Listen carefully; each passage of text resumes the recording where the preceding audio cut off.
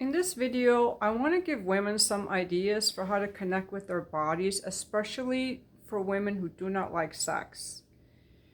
When women don't like sex, it's because they don't like how they're being touched, how it's happening, how they're being treated, when it's happening, how they're touched, what they're experiencing.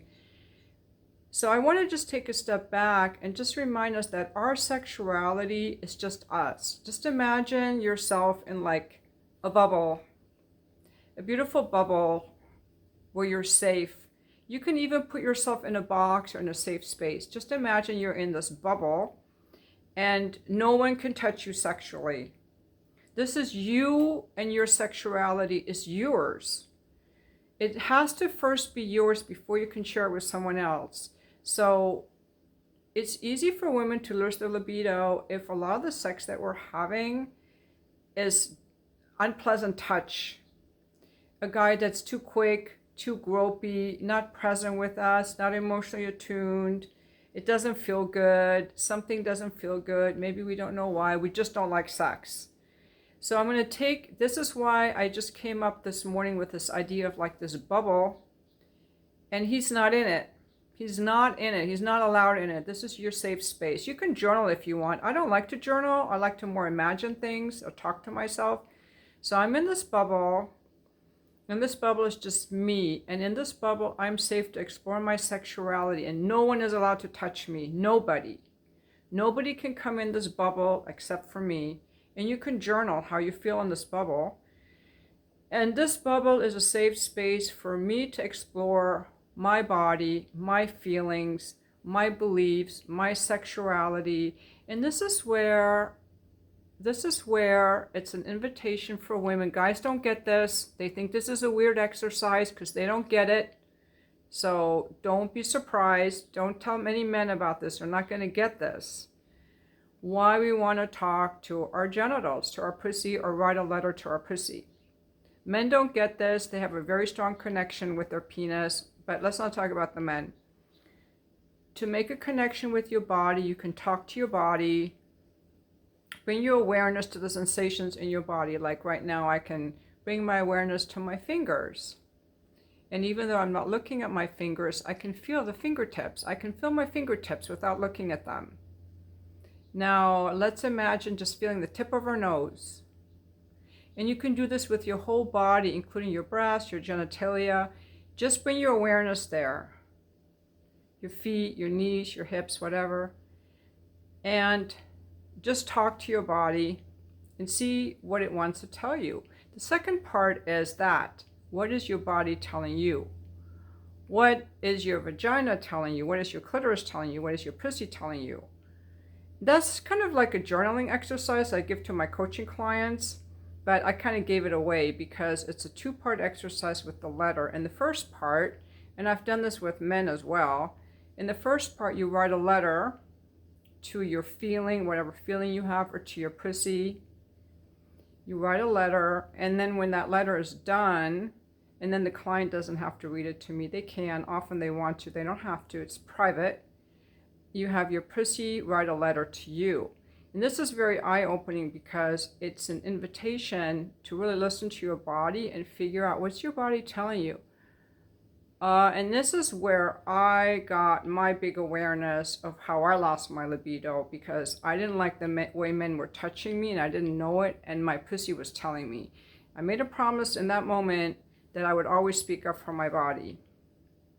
But I'm digressing kind of from the exercise. But you see, you put yourself in this bubble, you talk to your body, let your body talk to you, and just get yourself in a space where you feel safe, where you don't feel like you have to brush off some guy who's always trying to like pressure you. Because see, the thing is that I think as women, we are used to, I'm saying we, I don't know if that's true for you, I'll say I was used to feeling pressure from men to get turned on faster, to perform, to be turned on more, to be turned on faster, to go at their speed of arousal, which is very quick.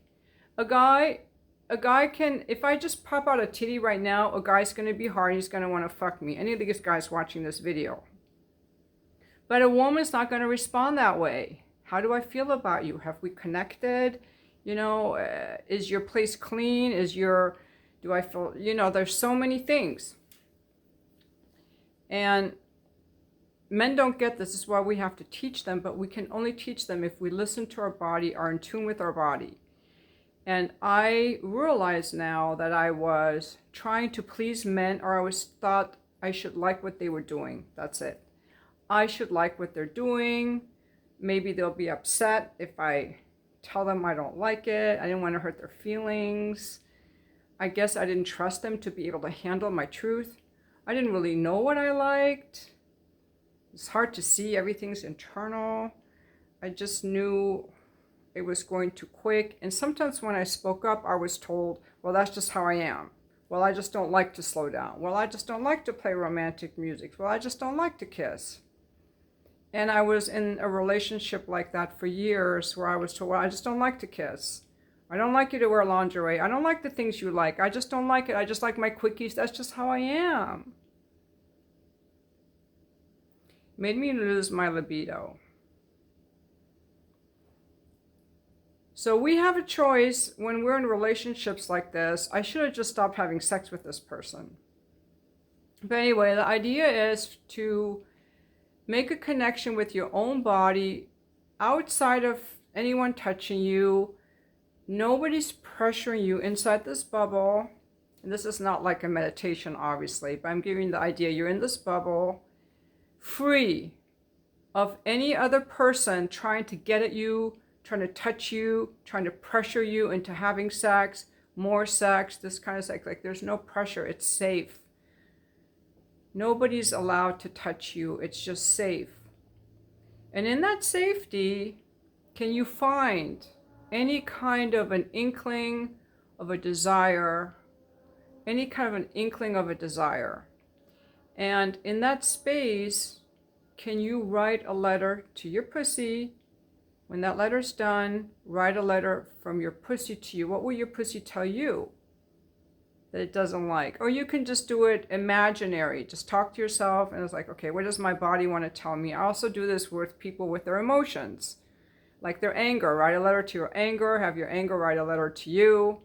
What is your anger trying to tell you? So you can do this with anything. It's just a self-exploration exercise to help you get in touch with your body. And once you're in touch with your body and you feel safe in here, then, only then, I think we should share our sexuality with other people, because now we're embodied and attuned and autonomous. And I'm going to be sexually active with my partner who is autonomous and who wants to know what I like and who cares what I like. He's not going to cry or stomp off. He wants to know. A healthy man will want to know. So you sweetly start saying, hey, I've been having sex with you to match your speed, to please you. I've been giving into pressure. And I want to have sex that's more authentic and more pleasurable for me. And here's some ideas I've come up with. These are some things I need. I need it to be slower. I need it to be slower. I need you to look at me and be with me. I need to do this at a time of day when we're both awake and present with each other and can engage emotionally, look at each other, kiss, have it last a little bit longer. I like a massage first. I like this first. I don't like this. I know I've been doing this thing for you, but I don't like it. It's made me not like sex. Like an honest conversation from the heart, from the heart, from the heart. And then ask, what are some things you want to tell me? What are some things you don't like? What are some things you like different? But the first thing is, in order to enjoy sex, each of us has to be rooted in our own body, in our own sensuality, in our own sexuality, of what we like and what we don't like.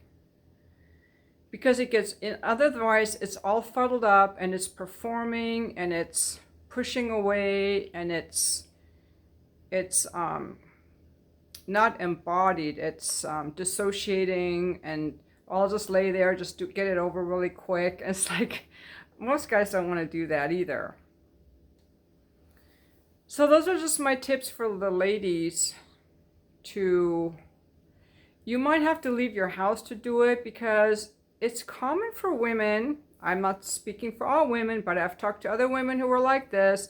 If they're living in a house with a guy that wants them sexually, like their husband, and they're no longer having sex with their husband because maybe they decided to just be divorced but live in the same house or whatever's going on, and she's going to lose her libido because she's constantly energetically warding him off. She doesn't want to be sexualized. She doesn't want to wear anything sexy. She doesn't want to move sexy. She has to subdue her sexuality and push it all down and kill it off so that he doesn't get any ideas and try to like come onto her and be all gropey, as some of these guys tend to be that have no emotional awareness. And then one day she goes out and she gets turned on by this guy and she's like, whoa, I do have a libido. So sometimes you just have to get out of your house. You have to find a safe space, either in your bubble or leave the house, wherever you are, to discover what you actually like and don't like. And this may also involve thinking about what you were taught about your body. Oh, my body has all these feelings, but my church or my parents told me it was bad. So I've been pushing them away because I didn't want to be bad. I wanted to be good for God, so I pushed it all away. But I really believe that we are spiritual beings in physical form. I really believe that we honor our physical body by taking good care of it, and our spiritual body. So you don't have to sleep around. You don't have to do things you don't want to do. But being sexual with another person does require being comfortable with ourselves sexually, seeing our sexual selves as valuable and as beautiful, as natural, as healthy, and then choosing how we want to share that with another person. And you don't have to do everything your husband wants you to do. You don't. He's not going to do everything you want to do. He might pressure you to do this certain thing. Like, I don't know. He might pressure you to do this one certain thing, and you're going to pressure him that you don't want to do this certain thing. And he's going to complain that you don't want to do this thing, but you're complaining he wants you to do it. So he's not any more right than you are, especially if he keeps pressuring you. So I really think that we have to honor our autonomy. And I will tell you, I really believe that if you know what you like and you speak up and you start enjoying sex more, that he will probably be very happy with that.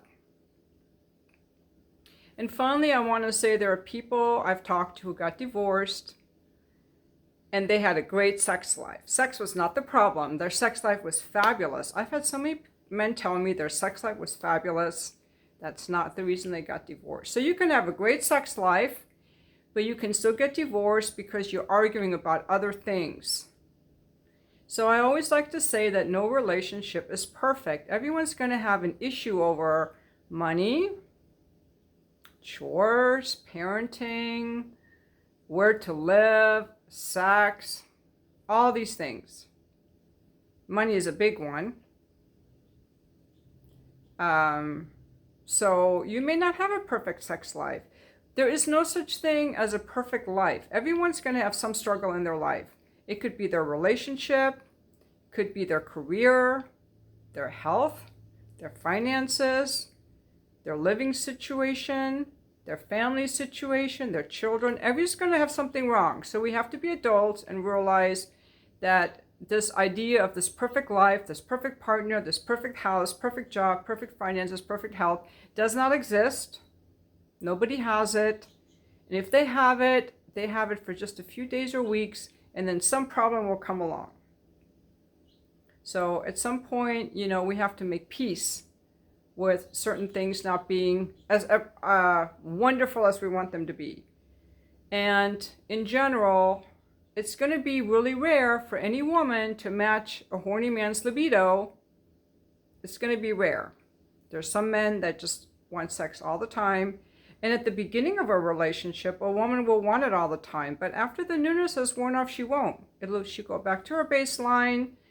And if guys who complain about not having enough sex, they should go gay or bisexual and find another man that also has a high libido and have all the sex with that guy, because women are just not going to match your libido. So if you want to be with a woman, guys, you have to get used to once a week, twice a month sex. That's it. So I always like to ask people, are you unhappy with the quantity? It's going to go down. Or the quality? I would expect that you feel fulfilled with the quality, especially emotionally fulfilled, valued. And some people are not fulfilled with the quality because they're married to a woman who is sexually tuned out. She's not going to watch a video like this. She doesn't care about her low libido. The same way I don't care about being talked into jumping out of an airplane or eating meat. I don't eat meat. It grosses me out. I've tried. It just grosses me out. And I guess I wouldn't want to watch videos about how to enjoy eating meat. Someone doesn't want to do something, they're not going to learn how to do it. But sex is different because it has to do with the connection in the relationship. And when people have sex, they just feel closer. It's fun, it's playful, and it's close. And that's why the man should ensure that the woman feels close. That she feels close and that she emotionally enjoys it. Because for women, the emotional pleasure is a big factor in whether she wants to do it. So we as women have to teach men. If we're not having good sex, we are responsible. We as women have to figure out what we don't like, what we do like, and communicate it to our partners, and only have sex with people who care, in my opinion. Because these guys don't know what they're doing if they're coming at sex the way they want. I mean, the ideal guy's version of sex, you see it in porn. That's what they're watching. Although a lot of guys watch sensual porn, they do. But a lot of men just watch some quick fucking thing. They want, in their fantasy or in their imagination, a woman is like a man, except instead of a penis, she has a vagina, and she's ready to go and just stick it in and let's go. But that's not reality. Okay, that's not reality. So we got to teach them. We have to teach these guys. And that starts with you knowing what you like and not like. We as women are responsible, and that's something that I didn't know for a long time. I figured that the guys knew what they were doing. I took them as the authority in the bedroom. I should like what the guy likes. I thought he was the expert. But the man is not the authority in the bedroom. He's the authority of his own body, but not of yours. And he doesn't know what women like if he hasn't been taught. And if you don't like the sex you're having, then no woman has ever taught him. So you can be the one. And thank you for watching my video.